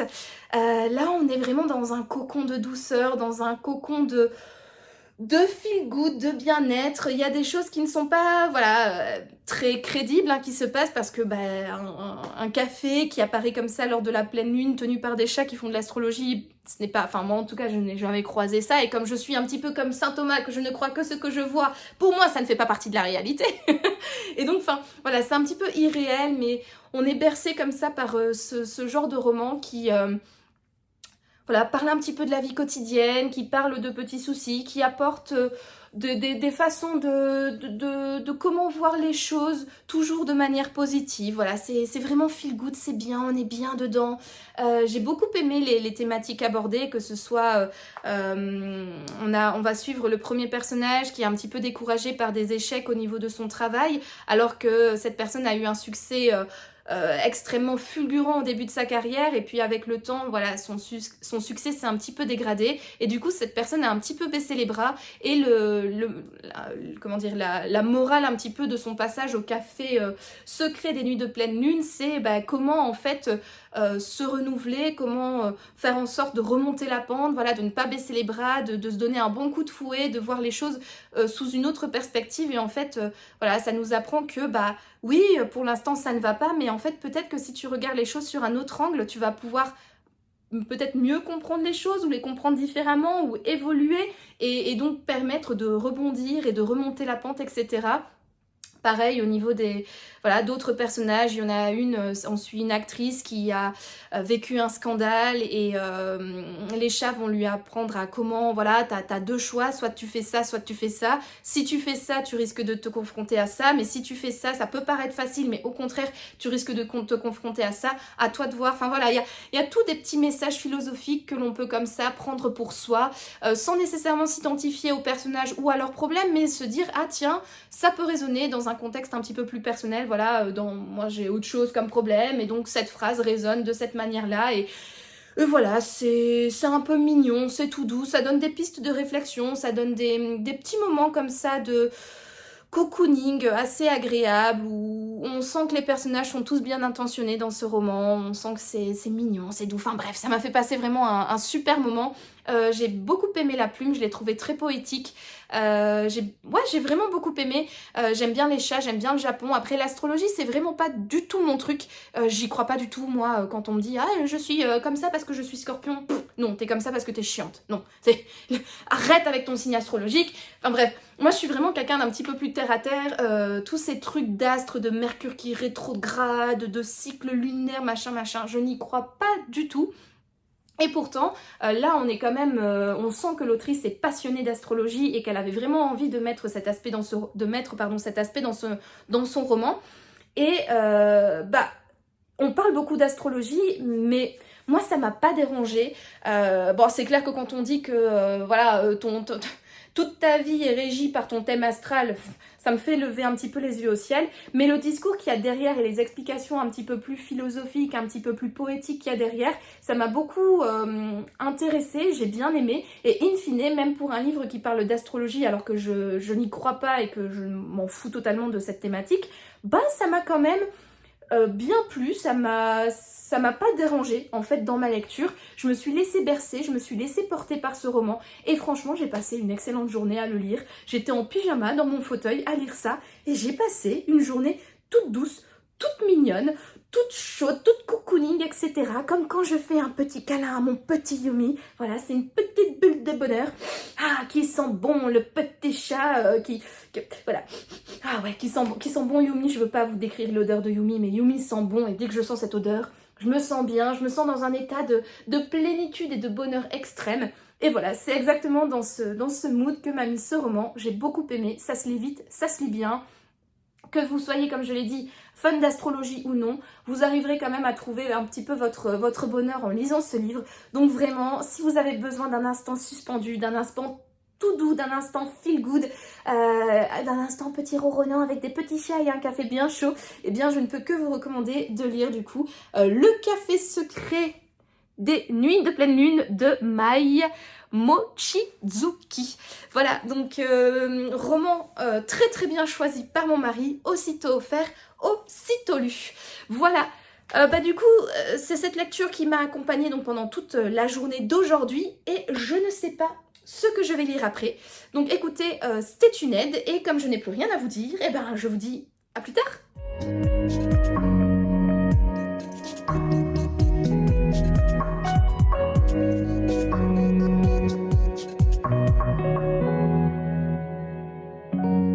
Hello, nous sommes dimanche 28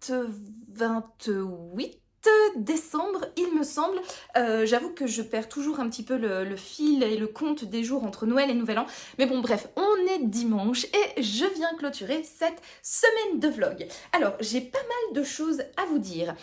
Donc, la dernière fois que je vous avais pris, c'était vendredi. Je vous avais dit que je venais de terminer le Café secret des nuits de pleine lune. C'est bien ça, qui est un roman japonais que mon mari m'avait offert pour Noël et j'avais beaucoup aimé.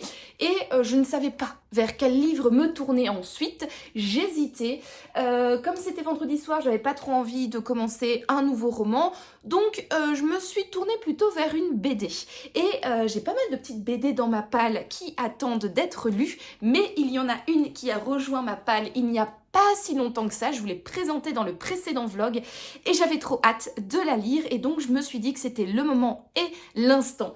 Donc j'ai commencé vendredi soir dans la tête de Sherlock Holmes, donc la nouvelle aventure signée Cyril Liéron et Benoît Dahan, intitulée Le cauchemar du Lord Lethan, la première partie du diptyque. En fait, cette comment dire, saga de BD, c'est des enquêtes inédites de Sherlock Holmes qui sont inspirées bien évidemment d'Arthur Conan Doyle et j'avais déjà lu le premier diptyque signé donc Liéron et Dahan qui s'intitulait L'affaire du ticket scandaleux et j'avais beaucoup aimé l'histoire déjà, mais également la mise en scène de la BD et la façon dont l'histoire est narrée, parce qu'en fait, on est, comme le nom l'indique, dans la tête de Sherlock Holmes, et donc on va suivre un petit peu tout le fil rouge de l'enquête, et on va voir un petit peu les mécanismes à l'œuvre dans la tête de l'un des plus célèbres détectives pour comprendre sa manière de penser, et du coup comprendre comment il arrive aux conclusions finales de ses enquêtes pour trouver les coupables des différents crimes, que ce soit, je sais pas, les vols, les meurtres, etc. et tutti quanti. Donc quand j'ai vu que les éditions Ankama, je sais pas comment ça se prononce, mais que cette maison d'édition allait éditer un nouveau diptyque dans la tête de Sherlock Holmes, franchement j'étais joie, j'étais bonheur, et je me suis donc procuré cette BD quand j'étais à Paris il y a bientôt 2 semaines maintenant. Oh, le temps passe vite, vraiment le temps passe super vite. Voilà, et donc je l'ai lu, et franchement ça a confirmé un petit peu mon coup de cœur pour ces nouvelles aventures de Sherlock Holmes. J'ai beaucoup aimé, mais avant de vous donner mon avis, écoutez, je vais boire un petit peu de thé d'abord parce que je sens que j'ai du mal à parler et j'ai pas trop envie de bafouiller Milan, donc écoutez, petite pause thé, donc allez-y vous aussi pour boire une petite boisson, alcoolisée ou non, chaude ou non, peu importe, allez-y, petite pause. Je pense que ce vlog en plus il va être assez long, donc écoutez, c'est bien de s'hydrater. Voilà, c'est bon, je me suis hydratée. Du coup, de quoi parle cette BD?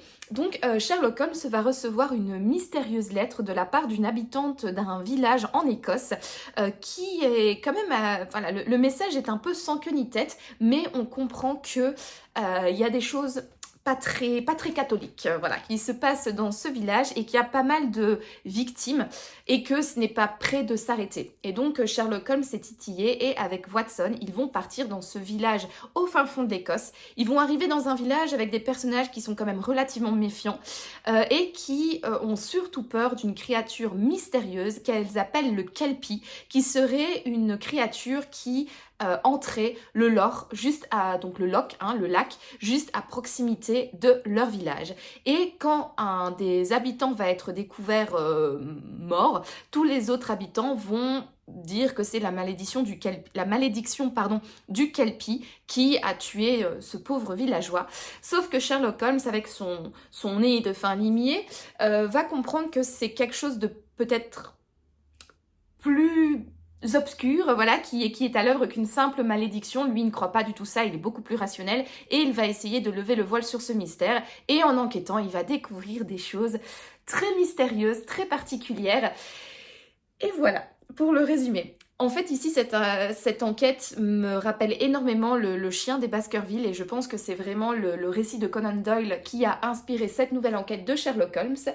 Là où le tome se termine, bien évidemment, c'est sur un cliffhanger. Voilà, on est dans la première partie, ça nous met l'eau à la bouche, ça nous comment dire, cette première partie est très introductive. On nous parle de pourquoi Sherlock Holmes est là, on nous introduit les différents protagonistes, on nous introduit les lieux, on nous introduit également tout le mystère qui règne autour de ce village et tout ça. Bien évidemment, Sherlock Holmes avance un petit peu dans son enquête, mais celle-ci se termine sur, voilà, un cliffhanger, quelque chose d'assez palpitant, mystérieux, intriguant, et on n'a qu'une hâte, c'est d'en savoir plus.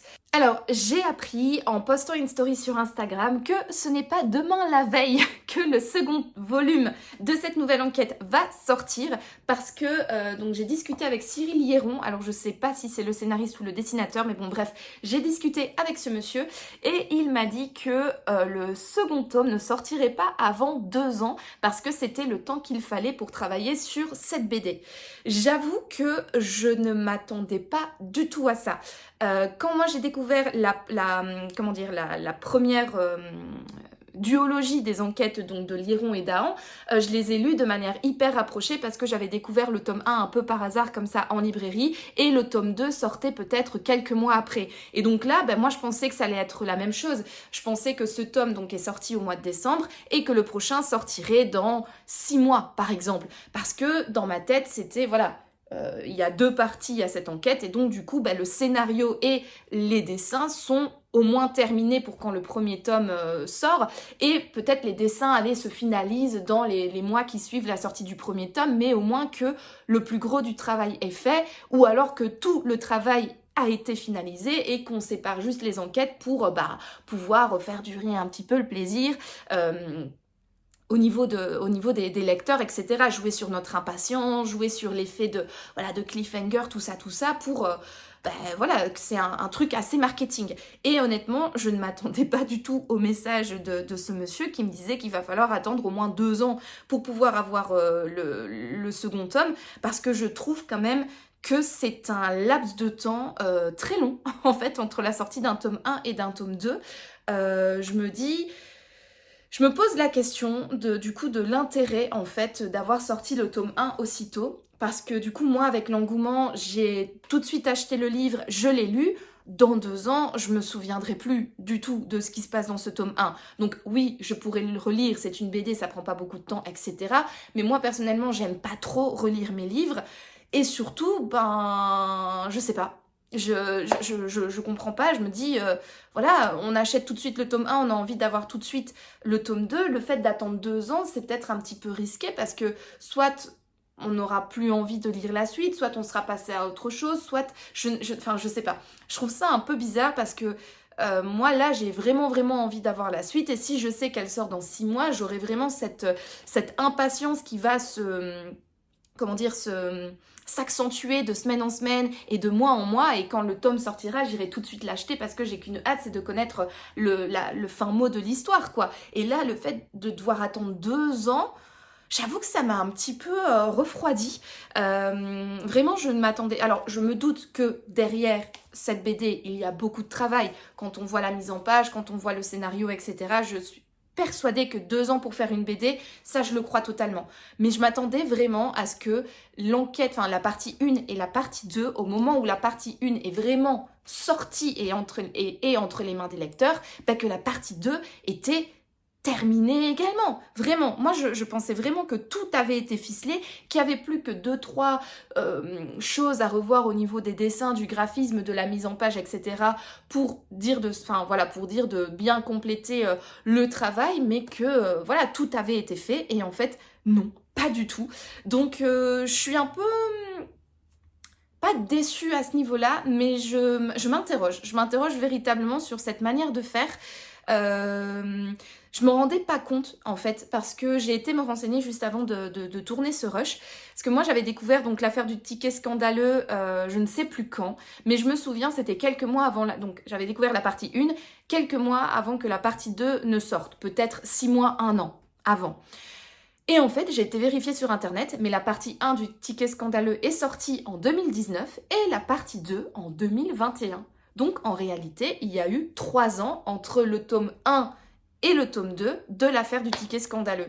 Ouais, voilà. Alors, je sais pas.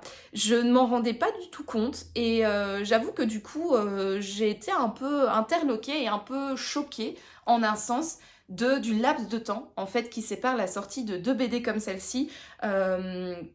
D'autant plus que comme il s'agit d'enquêtes avec quand même des détails, enfin voilà, on est avec Sherlock Holmes, donc le moindre petit grain de poussière qu'il retrouve sur une redingote est un indice pour lui pour trouver le coupable. Donc c'est tellement des indices qui sont précis, qui sont vraiment des indices de détails, etc. Je me dis, bah j'aurais tout oublié d'ici là et avant de lire le tome 2, je serais obligée de relire le tome 1. Alors comme je l'ai dit, c'est pas gravissime en soi, hein, voilà, mais... Voilà, je suis quand même choquée et ça me laisse un petit goût amer en fait. J'ai vraiment apprécié cette BD, j'ai vraiment aimé l'expérience, j'ai tout aimé, c'est vraiment limite un coup de cœur. Mais le fait de savoir que la suite n'est pas encore créée, n'est pas encore imaginée et qu'il va falloir attendre 2 ans, voire peut-être plus pour la voir, ça me laisse un petit goût, voilà, un petit goût amer dans la bouche. Après, voilà, c'est comme ça, on le sait tous, les lecteurs sont impatients. C'est vrai qu'on ne se rend pas compte de ce qu'il y a derrière le travail, que ce soit au niveau des scénaristes, des dessinateurs, voire des maisons d'édition. On pense à chaque fois que les auteurs n'ont que ça à faire que de travailler sur nos BD préférés. Non, ils ont d'autres projets, ils ont d'autres choses à faire et puis ils ont une vie hein, aussi, bien évidemment. Pareil pour la maison d'édition, ils ont d'autres projets sur lesquels travailler que cette BD. Mais voilà, c'est juste un petit point que j'avais envie de soulever par rapport à cette BD qui si j'avais envie de jouer la drama queen, de dire qu'il m'a gâché un petit peu la lecture parce que vraiment j'ai pas envie d'attendre 2 ans voilà, avant de conclure cette histoire. Mais bon, bref. Donc du coup, petit tips, si vous aussi vous avez envie de découvrir cette BD, peut-être attendez. Attendez que la sortie du tome 2 soit annoncée pour vous lancer dedans, pour peut-être, enchaîner les 2 tomes à la suite l'un de l'autre parce que vraiment c'est assez frustrant quand ça termine sur un cliffhanger. On n'a qu'une envie, c'est de continuer et de découvrir la suite, de savoir ce qui va se passer parce que oui, les lecteurs sont impatients et moi, même en dehors de ma vie de lecteur, je suis quelqu'un qui n'a pas beaucoup de patience et qui aime bien avoir tout de suite. Voilà, donc petite parenthèse par rapport à ce livre, maintenant parlons de ce que j'en ai pensé. Donc voilà, vous le savez, j'ai beaucoup aimé. Ce que j'aime beaucoup dans cette BD, c'est la manière hein, dont c'est mis en scène. Déjà par la colorimétrie, c'est toujours dans des teintes, le fond du papier, on dirait un parchemin comme ça, et c'est toujours dans des teintes un petit peu en sépia, en grisaille comme ça, voilà, c'est très sombre, très terne, mais je trouve que ça donne une atmosphère très particulière au récit et j'aime beaucoup. J'aime aussi les dessins qui sont très anguleux, très détaillés, avec beaucoup de traits de crayon, enfin...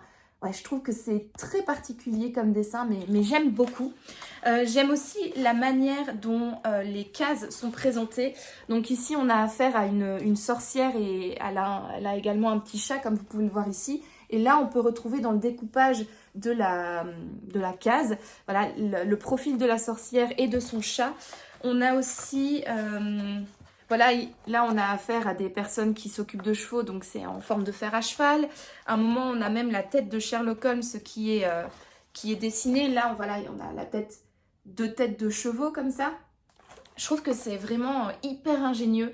La mise en scène, mais c'est pas la mise en scène, la mise en page, voilà, le découpage de cette BD.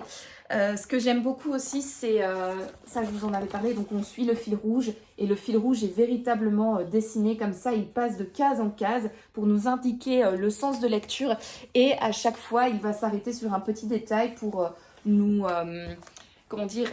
alerter le lecteur comment dire, c'est Sherlock Holmes qui remarque des choses et donc en remarquant ces choses, c'est par ces espèces donc de petits zooms hein, sur les différents éléments avec à chaque fois une inscription qui dit voilà, qu'est-ce qu'il a remarqué, à quoi ça correspond, etc.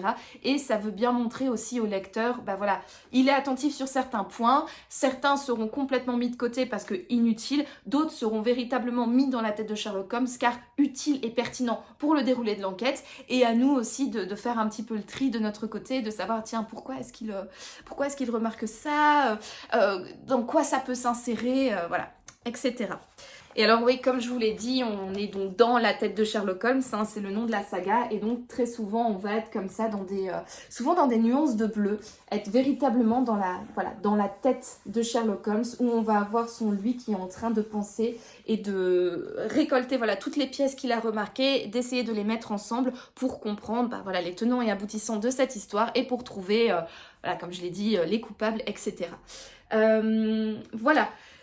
Donc vraiment une BD d'un point de vue scénario, d'un point de vue dessin, d'un point de vue originalité que j'aime beaucoup beaucoup. Je trouve que le travail est vraiment incroyable autour de cette BD. Ce que j'aime beaucoup aussi, c'est que parfois il faut faire des choses en tant que lecteur pour essayer de comprendre ce qui se passe. Par exemple ici, hop, vous voyez, il faut qu'on plie. Là, il y a des pointillés. Je ne sais pas si vous les voyez. Il y a des pointillés ici. Et en fait, il est marqué en bas, recourber les bords des 2 pages jusqu'au pointillé. Pardon. Et donc, en faisant ça, ça met quelque chose en valeur. Pareil, au tout début, quand il y avait la lettre mystérieuse, il fallait la regarder en transparence ici pour... Enfin, de l'autre côté, hein, mais bon, je ne vais pas vous montrer la lettre en question, car la fumée ici va cacher des mots sur la lettre et donc mettre d'autres choses en exergue, en valeur, et on comprend un petit peu mieux ce qui se passe dans la tête de Sherlock Holmes, on comprend mieux un petit peu les tenants et aboutissants. Enfin bref, c'est très bien fait parce que il y a comme ça de temps en temps des petits trucs que nous on doit faire, ou replier les pages, ou tenir des pages d'une certaine façon pour découvrir quelque chose de nouveau. Et ça, j'aime beaucoup ce genre de choses. Voilà, c'est un petit peu interactif. Et j'aime beaucoup quand le lecteur est vraiment pris à part dans un bouquin ou dans une BD, où on est en fait un des éléments voilà, essentiels. Enfin, pas un des éléments, mais un des personnages. On devient en fait nous-mêmes un personnage qui prend une part active à l'enquête qui est en train de se dérouler sous nos yeux. Voilà donc pour cette BD, donc dans la tête de Sherlock Holmes, le cauchemar du Lord Lethan, partie 1 sur 2. Voilà, très hâte du coup d'avoir la deuxième partie en main. Vraiment déçue que ce ne soit pas pour dans tout de suite. Voilà, mais bon, écoutez, c'est comme ça. C'est le jeu des récits en plusieurs parties. Hein, voilà, c'est comme ça. Mais bref, on ne va pas refaire le discours que j'ai déjà fait juste avant. Ensuite, samedi... J'ai remarqué un truc bizarre. J'étais en train de fouiller dans ma bibliothèque, j'étais en train de réarranger un petit peu parce que l'organisation ne me plaisait plus trop. Et puis je suis tombée sur un livre que j'ai lu, en fait, que j'ai lu quand j'étais en dernière année d'université à Paris, donc en 2019 plus ou moins. Et en fait, en prenant ce livre-là, j'ai remarqué qu'il y avait un truc bizarre. Et ce truc bizarre, c'est qu'il y avait toujours un marque-page, en fait, dans ce bouquin. À la page plus ou moins 275, quelque chose comme ça. 275, qu'est-ce que je raconte? 875, rien à voir. Voilà. J'avais un marque-page qui était juste ici. Donc le bouquin, comme vous pouvez le voir, j'avais déjà lu une grosse partie. Et ce marque-page, en fait, c'est un marque-page que je savais que j'avais acheté. D'ailleurs, il est où? Je l'ai de nouveau perdu, tiens. Il est où? Bon, aussitôt retrouvé, aussitôt reperdu. Ouais, bon bref. C'était le marque-page de la Joconde de Léonard de Vinci que j'étais persuadée d'avoir acheté au Louvre quand j'étais aux études à Paris. Et depuis la fin de mes études, je ne le retrouvais plus. Et donc, du coup, je me suis dit, bah, en fait, si ça tombe, je me le suis jamais acheté. Et il me semble que du coup je me le suis réacheté une des dernières fois que je suis allée au Louvre, enfin bref. Et donc j'ouvre ce bouquin, je tombe sur ce marque-page Mona Lisa et je me dis, ah mais il était là en fait ce marque-page. Mais en fait, oui, j'avais effectivement acheté un marque-page Mona Lisa, mais bref, c'est pas du tout pour le marque-page que je vous parle de cette anecdote. C'est juste parce qu'en fait, du coup, j'ai remarqué que s'il y avait un marque-page toujours dans ce bouquin, c'est que bah du coup je ne l'avais pas terminé. Et effectivement, je me suis rendu compte que Outlander, le tome 2, Le Talisman, est un livre que j'avais commencé lors de mes études à Paris et que je n'ai jamais terminé. J'avais arrêté ma lecture à la page 875 sur 947 et donc environ, on va dire grosso modo, plus ou moins 70 pages. Voilà, je m'étais arrêtée 70 pages avant la fin du bouquin. et que voilà, je ne l'avais jamais terminé. Donc ce bouquin est depuis 2019 dans ma bibliothèque, non terminé. Et alors, vous me direz, quel est l'intérêt de continuer un bouquin 6 ans plus tard, sachant que voilà, il reste que 70 pages, on pourrait dire bon, on s'en fout, on enlève le marque-page et on oublie. Mais c'est très mal me connaître, les amis. Franchement, c'est très très mal me connaître. C'est quand je me suis rendu compte de ça, je n'avais qu'une envie, c'était de terminer ce bouquin. Et donc, 6 ans plus tard, j'ai terminé le tome 2 de Outlander de Diana Gabaldon. Voilà, donc le tome 2, le talisman. Alors, je vous avoue que, heureusement que je suis une grande fan de la série. Oui et non, j'étais une grande fan de la série, notamment quand j'étais aux études à Paris. Mais j'avoue que depuis les dernières saisons, je les trouve extrêmement lentes, extrêmement longues, extrêmement tirées en longueur. Il se passe des choses au premier épisode, puis pendant plusieurs épisodes, il se passe rien, et il se repasse de nouveau quelque chose au dernier épisode, sauf que c'est le dernier épisode, et donc tu dois attendre 2 ans avant la prochaine saison, et du coup c'est chiant, et comme ça, enfin bref. Sauf que moi la série, j'avais beaucoup aimé donc les premières saisons, et je les ai regardées, je ne sais plus combien de fois, peut-être 3 ou 4 fois, et donc la saison 1 et la saison 2, je les connais quand même relativement par cœur, ce qui fait que je me souviens assez bien de ce qui se passe dans ce tome 2, donc c'est... je sais pas si vous connaissez la saga Outlander, mais en fait, on va suivre Claire, qui est une infirmière, qui, dans les années 60, va partir en voyage en Écosse avec son mari. Et un beau jour, elle va toucher un menhir et elle va être projetée au XVIIe siècle, je pense, si je ne dis pas de bêtises. Non, XVIIIe siècle. Oui, c'est ça, oui, 18e siècle, oui, effectivement, parce qu'on est avec Louis XV, une bonne partie de l'intrigue de ce roman, donc oui, 18e siècle, et donc elle est projetée donc, dans l'Écosse du 18e siècle, et elle va devoir se débrouiller. Elle va faire la rencontre de plusieurs Écossais, et elle va être contrainte de se marier à James Fraser, qui est voilà, le personnage qui est juste ici, et va se développer entre eux une réelle histoire d'amour. Voilà, ils vont tomber follement amoureux l'un de l'autre, et Claire au début n'avait qu'une envie, c'était de retourner dans son temps, donc dans les années 60, parce qu'elle est mariée en fait, et elle a envie de retrouver son mari, sauf que au fur et à mesure, elle va tomber amoureuse de Jamie, elle va plus trop avoir envie de retourner chez elle, mais la seule chose c'est que comme son mari, dans les années 60, était historien, elle sait très bien ce qui va se passer dans l'histoire. Son mari étant écossais, elle sait qu'il va y avoir la bataille de Culloden qui va défaire un petit peu les différents clans écossais, enfin que les Anglais vont un peu taper sur la tête des Écossais et qu'il va avoir pas mal de morts. Et donc, comme son mari fait partie de clans écossais et écossais, elle va vouloir éviter la bataille de Culloden pour éviter que beaucoup d'Écossais ne meurent, et surtout son mari, James Fraser. Voilà un petit peu grosso modo pour le résumé. Dans ce tome 2, une bonne partie de l'intrigue va se passer en France, donc à la cour de Louis XV. Et puis ils vont retourner en Angleterre, en Écosse, tutti quanti. Et ça se termine, ce tome se termine sur la bataille de Culloden, parce que oui, effectivement, on veut changer l'histoire, mais l'histoire ne veut pas être changée. Voilà, pour la petite note poétique. Petite pause thé. Donc voilà un petit peu pour le résumé de la saga Outlander. Bon, la saga dure sur des tomes et des tomes, donc je ne vais pas non plus m'aventurer dans divers détails.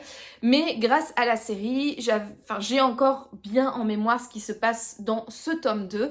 Et donc j'ai pu reprendre le fil de ma lecture 6 ans plus tard, sans être véritablement trop dérangée. Il y avait de temps en temps un personnage qui était évoqué, j'étais là, oh, c'est qui lui encore. Mais à force d'entendre le nom et en essayant de me souvenir vraiment de creuser un petit peu dans mes souvenirs, j'arrivais à me rappeler qui était ce personnage, quel rôle il jouait dans l'histoire, est-ce qu'il était gentil, méchant, et voilà. J'arrivais un peu à me souvenir d'un peu de tout, et donc j'ai terminé ce livre, voilà, c'est juste pour dire de le terminer, pour avoir ma conscience tranquille.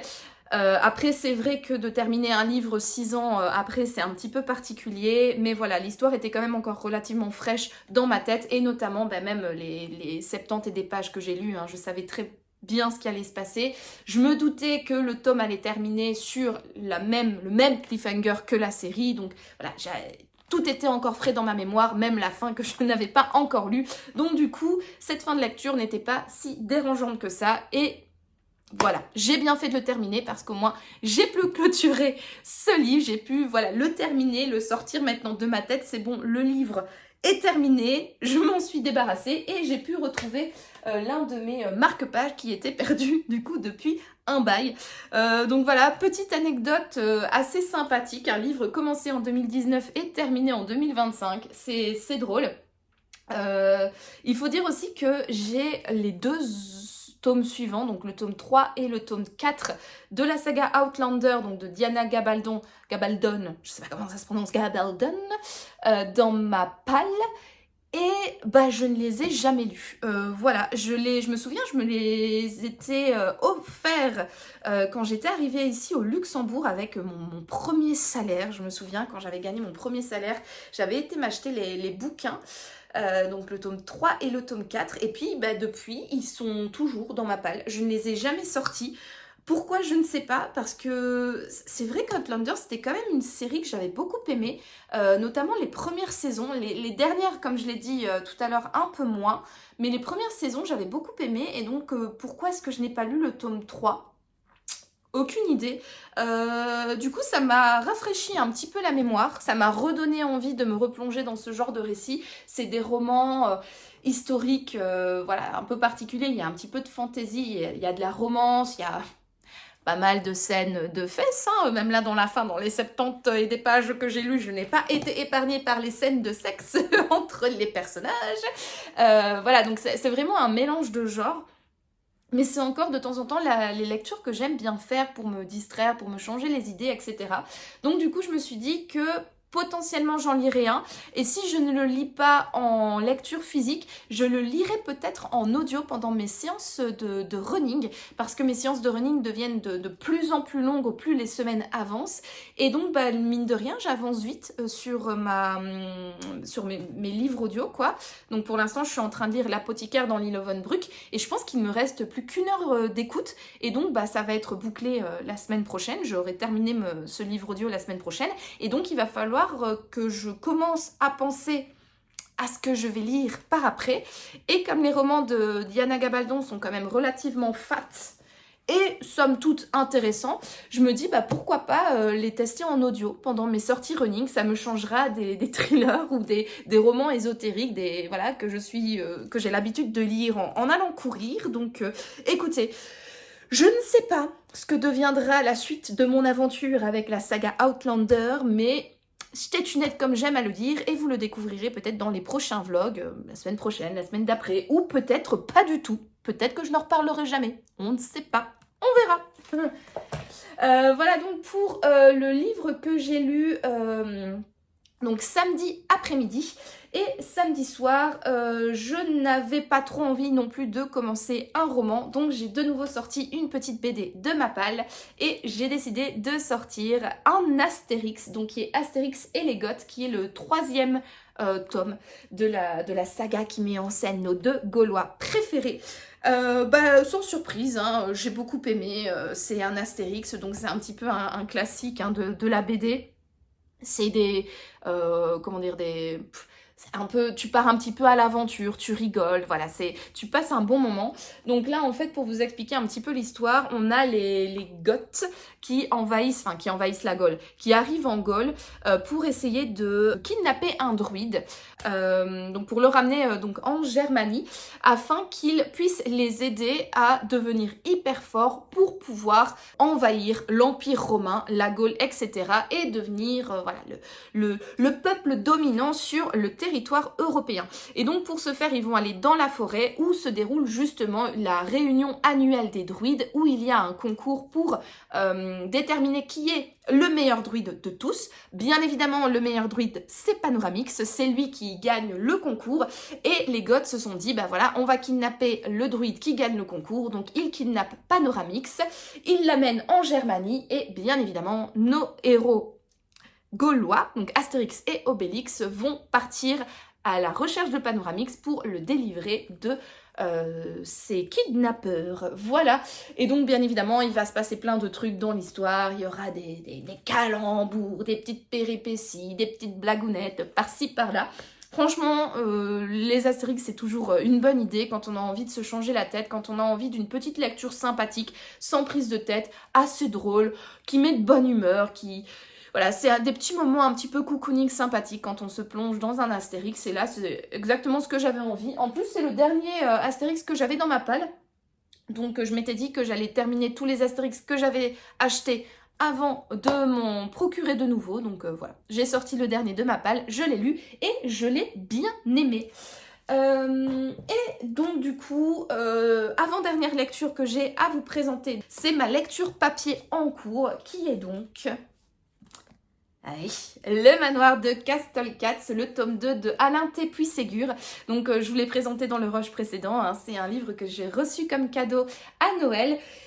Et comme promis, je n'ai pas tardé à le sortir de ma page. J'avais très envie de me plonger dans ce roman parce que c'est un roman jeunesse, donc à une ambiance un peu douce, un peu plus légère que les romans d'adultes, que les thrillers. Voilà, on est dans un monde rempli de félins, rempli de magie.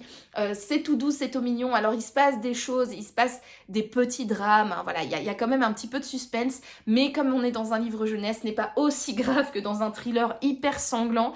Et j'avais besoin de ça. Voilà, je suis en congé à la maison, j'ai besoin de douceur, j'ai besoin de me sentir dans un petit cocon de douceur, de confort, avec des personnages ronronnants, à la petite fourrure toute douce. Et voilà, donc c'était exactement le roman dont j'avais besoin, dont j'avais envie, et donc je l'ai sorti de ma palle. On est dans la suite directe ici, donc du premier tome, hein, du manoir de Castelcats. Donc on avait quitté nos félins préférés lors de la fête de Chamonix, je pense que c'est ça. Oui, c'est ça, pendant la fête de Chamonix où il s'était passé un petit désastre. Et donc on est ici tout de suite après cette fête.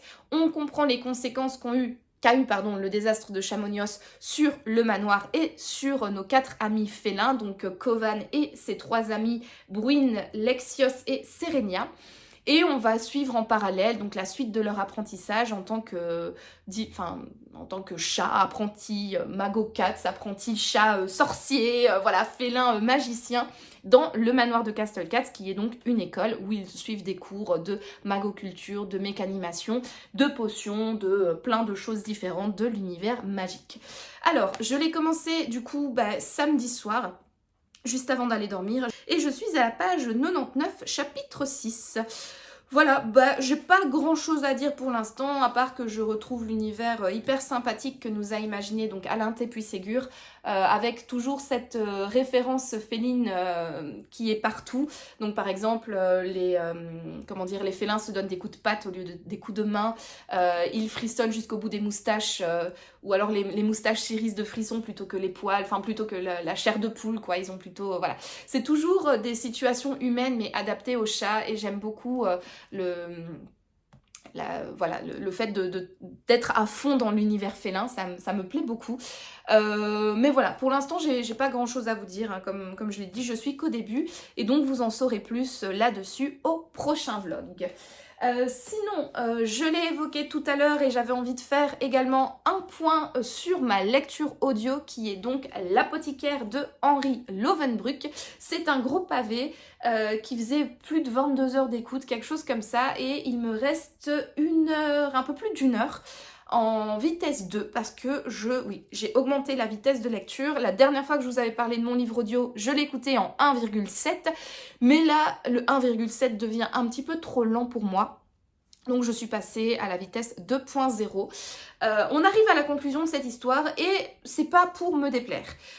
J'aime beaucoup le style d'Henri Lovenbruck, j'aime beaucoup sa plume, je trouve qu'il a une plume, il a une narration hyper agréable, c'est vraiment un narrateur né. Quand on écoute le livre, c'est bien raconté, c'est bien décrit, il y a beaucoup de descriptions sur plein de points. Peut-être vous parler d'abord du résumé en fait, avant de vous donner mon avis. Donc pour le résumé, on est en 1313, on va suivre donc Andreas Saint-Loup qui est un apothicaire et qui va être accusé d'hérésie de la part de Philippe le Bel, donc qui est le roi à cette époque, et de son entourage. Et donc il va avoir un mandat d'arrêt sur sa tête et Andreas Saint-Loup va fuir parce que il a rien à se reprocher, enfin il comprend pas en fait pourquoi on est comme ça à sa poursuite. Et dans sa fuite, il va apprendre plusieurs choses, notamment sur des événements qui sont arrivés avant sa fuite. Donc il habitait à Paris, il a fui Paris, etc. Donc pour échapper à l'arrestation et tutti quanti. Et en fait, juste avant de se faire accuser d'hérésie, il avait remarqué que dans sa maison, il y avait une pièce dont il avait complètement oublié l'existence. Une pièce qui pourtant ne semble pas totalement délabrée et délaissée. C'est une pièce qui a été entretenue, c'est une pièce qui, on voit qu'elle n'a pas été laissée à l'abandon, et donc il est là, mais je ne comprends pas comment ça se fait que cette pièce est entretenue et que je ne m'en rappelle pas. Quand il pose la question à sa femme de ménage, à son cuisinier, à son apprenti, etc., ils ont également un vague souvenir de cette pièce, mais rien de très sûr et certain. Et pareil, chez lui, il a un tableau, mais le tableau est bizarre, c'est un portrait de lui, mais sauf que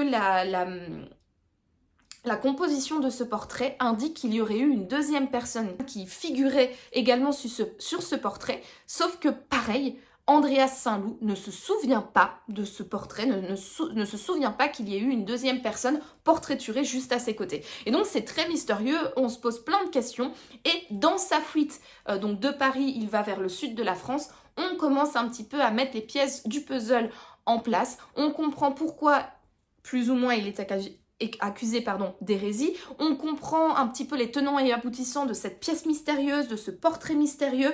Il y a plein de choses qui se passent en route, etc., qui donnent un petit peu de l'eau au moulin du mystère. Et au fur et à mesure, l'histoire passe et Andreas Saint-Loup avance un petit peu dans sa fuite. On comprend un petit peu les tenants et aboutissants et on commence un petit peu à mettre les pièces en place pour nous dévoiler l'image finale du mystère. Donc je disais, là où j'en suis, j'arrive bientôt à la fin et c'est pas pour me déplaire parce que c'est quand même relativement long. Alors, comme je l'ai dit, Henri Lovenbruck a une plume hyper agréable. Il va beaucoup dans les détails historiques, les détails architecturaux, les détails d'apothicaire. Plein de détails, même on va parler de l'ordre du temple. Voilà, donc il y a plein quand même de petits détails historiques, culturels et tutti quanti. Et il va énormément dans les explications pour que le lecteur ne se sente pas perdu. Donc en un sens c'est bien expliqué. C'est vrai qu'il a une plume hyper agréable. Mais c'est vrai qu'à la longue, ça devient un petit peu longué, hein. Je vais pas vous mentir, là mes runs deviennent de plus en plus longs, j'arrive plus ou moins maintenant à 2 heures de running quand je fais des sorties longues, donc au moins une fois par semaine je cours 2 heures voire plus. J'écoute pas ce livre pendant 2 heures, franchement je l'écoute pendant peut-être 1 heure et quart, et après en fait ça me saoule. C'est beaucoup trop long, c'est beaucoup trop tiré en longueur, il y a beaucoup de descriptions, c'est agréable, mais à petite dose. Voilà, c'est pas un livre que j'ai envie d'écouter pendant 2 heures parce que in fine, ça me tient pas en haleine. J'ai envie de savoir quel est le secret, j'ai envie de savoir tous les tenants et aboutissants de ce qui arrive à Andreas Saint-Loup. Je suis véritablement curieuse, mais pas au point de subir la lecture pendant plus de 2 heures, quoi, parce qu'à un moment donné, c'est tellement long, c'est tellement tiré en longueur, il y a tellement des détails que... that's enough for me. donc voilà, c'est vraiment un chouette livre, c'est bien pensé, c'est bien imaginé, c'est très bien écrit, mais c'est juste un petit peu trop long. Après, vous le savez, moi je suis pas fan des longues narrations, je suis pas fan des livres qui vont en détail dans les descriptions et tout ça. Là, on est quand même dans un livre, donc on est plutôt dans un thriller ésotérique historique. C'est le genre que j'aime bien. C'est vrai que les détails historiques, c'est quelque chose peut-être avec lesquels j'ai le plus de patience. Je vais être peut-être un petit peu plus indulgente avec les lecteurs qui donnent des détails architecturaux, historiques, comme Henri Lovenbruck, plutôt qu'avec un auteur qui donne des détails comme par exemple R.J. Ellory dans Vendetta, où il va donner des détails sur les personnages, leur habit, leur famille, etc. Ça, c'est vraiment une narration que je n'aime pas du tout parce que la thématique ne m'intéresse pas. La thématique historique et culturelle m'intéresse un petit peu plus, mais faut pas non plus pousser mémé dans les orties, quoi. Faut pas non plus commencer à faire des surenchères comme ça de détails, de descriptions, de tout petit machin bidule chouette, parce que moi, ça me saoule. Et effectivement, là, très souvent, après voilà, une heure et quart, ouais, une heure et quart d'écoute, j'arrête parce que ça me plaît beaucoup au début de mes sorties running, mais à la longue, ça commence à me saouler. Et quand tu cours plus d'une heure, t'as envie d'avoir quelque chose dans les oreilles qui te donne la motivation nécessaire à continuer de courir, parce que sinon tu t'arrêtes sur place et c'est un petit peu con quand tu n'es pas encore fait demi-tour pour rentrer chez toi.